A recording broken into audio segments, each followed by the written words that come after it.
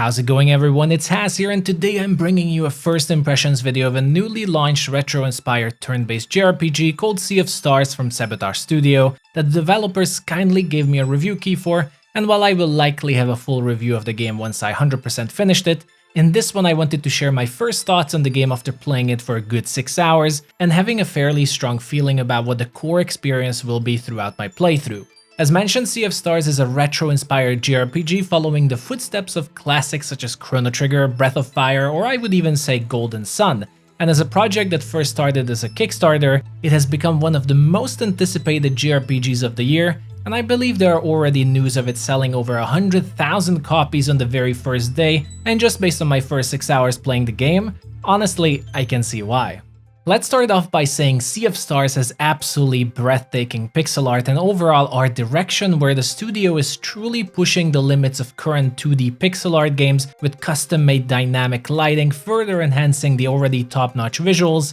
And while recently we've seen a growing popularity for pixel art games again, or even JRPGs with Square Enix's HD 2D releases, in my opinion at least, Sea of Stars might be the prettiest pixel art game I've seen in years, and not just because of the generally really detailed environment, characters, and clean UI, but also because of the game is just full of variety and small details that you constantly notice, from characters having unique portraits for each expression they have, or all the environment being alive with multiple variants and looks based on even the time of the day. And it makes you appreciate a video game where they seem to have really added as much as possible and not just the bare minimum, so to say, to make the game look presentable, and this extra effort shows here a lot.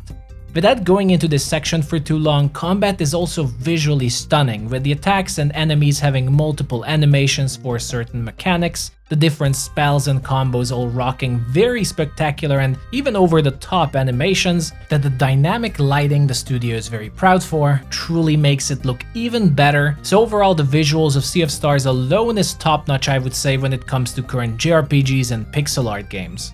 Now, if we just talked about visuals, we also can't forget about the music of the game, as the soundtrack is one of the most important parts of a good JRPG, considering we have to repeatedly listen to the same battle themes or zone tracks while fighting or looking for treasure. Unfortunately, this is also a part where I can't complain, as they totally nailed the track so far that I've heard. I've really enjoyed listening to all of them, but especially the character themes you can hear under this video, and I'm not totally surprised by this and might even be biased, as the guest composer for Sea of Stars is the legendary Yasunori Mitsuda, who you might know for their work from games such as Chrono Trigger, Chrono Cross, or the recent Xenoblade Chronicles, while the full score is done by Eric Brown, also doing a fantastic job. The soundtracks are very charming and seamless in the background, perfectly synced together with the overall vibes of the game, and while we're here, then let's talk about the setting and the story. Without spoiling anything from the game's main story, the setting of Sea of Stars is a story about two gifted children, the main characters of the game, Valera and Zale,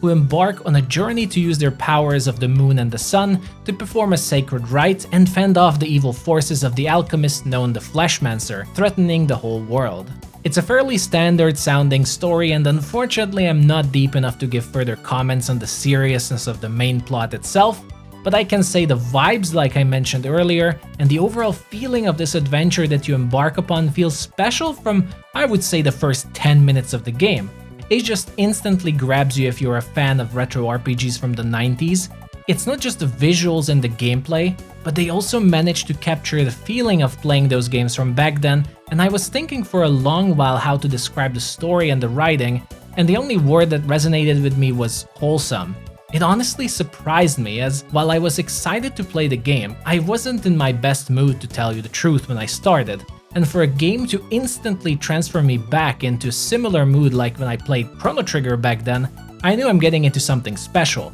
Now, when I say wholesome, I mean specifically that cozy, warm atmosphere from the best of RPGs, where the story and the writing is not taking itself overly seriously, but it's also not childish where you start to not care about the plot, but it's the perfect balance of seriousness and fun that you just can't help but smile at certain moments on how pretty the friendship is between the main characters, or just straight up laugh out loud at some of the puns or references the game has here and there. And in the end, this writing and the score for the game blends together perfectly, with some of the best lines and soundtracks combined together at the right time, transferring you back straight to the 90s. Now after the basics, let's get to the core parts of Sea of Stars and possibly the most important aspect for any video game, the gameplay. Sea of Stars is using a standard turn-based structure for its combat, albeit a bit enhanced in the sense that while enemies have their designated spots in the system, you as the player can seamlessly switch between your characters when it is your turn to use the right elements or attacks that the situation needs. So while it is a classic turn-based game, to a degree your party is considered as one large unit where you can choose who you want to act within that specific turn of yours. The developers said they specifically designed Sea of Stars to play around physical and elemental weaknesses and strengths of your enemies, and the whole combat system is designed around this main idea with multiple smaller features making it more complex and dynamic.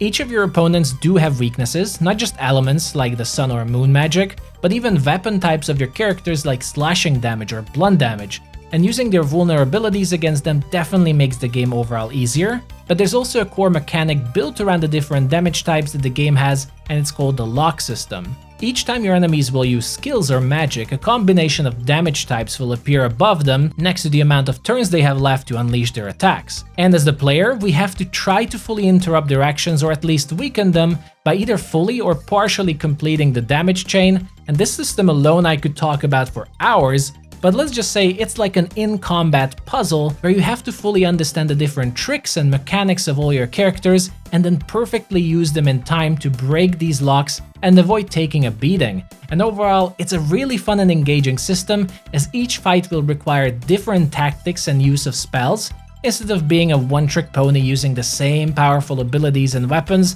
like we often do in JRPGs.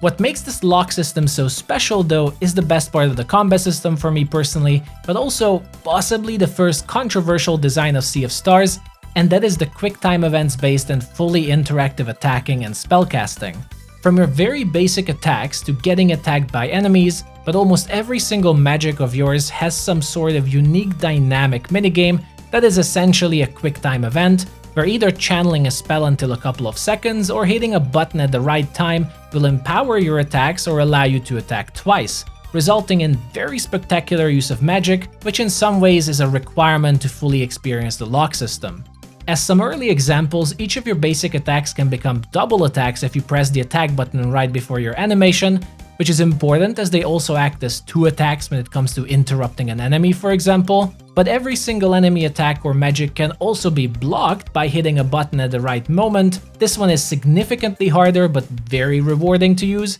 and while I don't know the exact numbers, it's definitely a significant amount of damage reduction. Finally, a magic example is the Boomerang of Valera, that each time it returns, on button press you can bounce your boomerang back at enemies, increasing its speed and damage, and you can keep repeating this for a really long time, maximizing the moon damage of your spell to the point your boomerang can bounce 25 times in a row instead of just once, and if you like this mechanic, it's incredibly fun.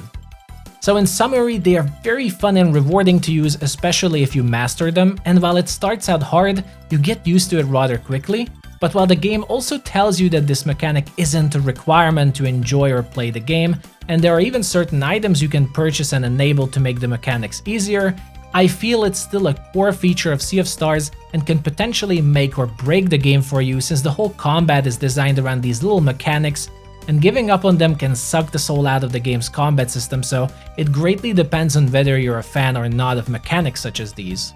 As a bonus, Sea of Stars also rocks a very similar combo system as Chrono Trigger, and your character's actions each build up a combo meter that you can use for spectacular special actions that require multiple party members and result in either a lot of damage or really useful defensive effects. And like I said in the visual parts of the video, all of these actions are visually stunning. Since I'm in favor of the QTE events like these, I'm a bit biased on this part, but like I said, the game also has so-called relics you can activate as dynamic difficulty options you can enable or disable anytime that go around these mechanics to automate them, but in exchange of certain negative effects like making enemies a bit harder, so they definitely thought about players who aren't a fan, but I would say these are more challenges than a perfect alternative way of playing the game. Finally, if I really have to complain about something, it's possibly the lack of nowadays very popular speed-up options in the game. On my first playthrough, at the start I obviously don't feel like there's a need for it, but later on I can see fights for grinding or leveling up that is a staple part of JRPGs getting a bit long or boring. so they are certainly missing as a quality of life option, but it also could be that I just haven't unlocked them yet. Now, the general gameplay of Sea of Stars I would say is a traditional JRPG experience based on the first 6 hours, the usual zone-to-zone exploration and continuously unlocking world map content that apparently later on will greatly open up. And in my experience, based on the first few zones, the zone design has been really fun and engaging. Not the usual alright, shall I go left or right and then backtrack after choosing the wrong direction, constantly leaving you frustrated, but instead all of the zones are well built and feel logical when traversing on them, full of treasures and secrets you can find for extra items and healing potions. The general exploration of the game is also enhanced by very similar mechanics to Golden Sun, where with your magical powers you can push and move different objects to solve puzzles and dungeons, which are also very Zelda-esque in design, like they aren't too difficult to solve, but they're also not so easy to make them boring. So the exploration never feels like a chore thanks to them, but also because the treasures you can find are actually really valuable and useful. The best part though for the exploration of Sea of Stars is undoubtedly the unshackled traversal, as the studio calls it, as unlike in most JRPGs, here you can climb up any surface that's within your reach, jump down, jump over, or even between zones by jumping into a pit, or if there's water, you can even swim. So the whole environment is designed not just to be pretty in the background, but for the player to be able to move without boundaries and really feel like exploring. And this feature also adds to the aforementioned rewarding nature of finding treasures, since now apart from the puzzles, your movement options are also calculated into the making of secrets and treasures, overall making the game feel more dynamic and free. All in all, with my first 6 hours, I honestly love every second of Sea of Stars, and there's not much bad I can say about it. The setting, the visuals, the sound effects, the whole gameplay just feels perfect for now as a fan of retro JRPGs, and I would say is a must-play if you are also considering yourself as a fan. This could all be the excitement from the beginning, but like I said, I will also make a final review of the game once I finish it to see which parts might fall apart later on, if any at all, or if the game becomes less well built in the final sections of the game, or it manages to hold up throughout the whole journey. We shall see. But with that said, that's a wrap for this impressions video. If you enjoyed it, like and subscribe, all the usual YouTube stuff. And like I said, stay tuned as I will also post a review once I finish the game in the next few days, as Starfield is also coming soon. Thank you so much if you listened to the whole video and you're still here. Hope my thoughts were helpful in making a choice about the game. But if you just stayed for entertainment, it's appreciated either way. Stay safe everyone, enjoy Sea of Stars if you're going to play it, let me know your thoughts about the game, and I'll see you all the next time. Bye bye.